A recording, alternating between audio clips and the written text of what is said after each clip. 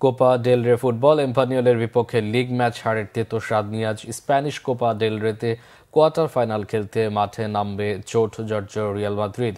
তবে লেগানেসের বিপক্ষে এই ম্যাচে কিলিয়ান এমবাপ্পে ও জুড বেলিংহামকে না খেলানোর সিদ্ধান্ত নিয়েছেন রিয়াল কোচ।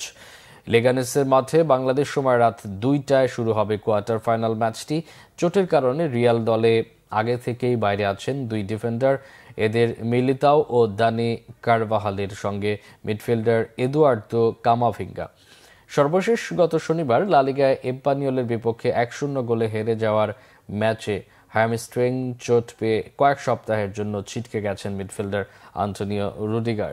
মঙ্গলবার আরেক ডিফেন্ডার দাভিদ আলাভার বা পায়ের চোটের কথা জানায় মাদ্রিদ জায়ান্ট ক্লাবটি।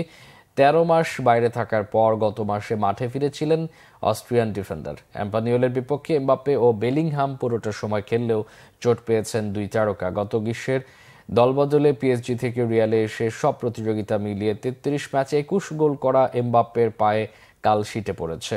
মৌসুমে 30 ম্যাচে 10 গোল করা বেলিংহাম মঙ্গলবার অনুশীলন করেনি। ভিনিসিয়াস জুনিয়র অনুশীলন না করলেও ব্রাজিলিয়ান ফরোয়ার্ডের খেলা নিশ্চিত করেছেন কোচ কার্লো আনসেলোত্তি।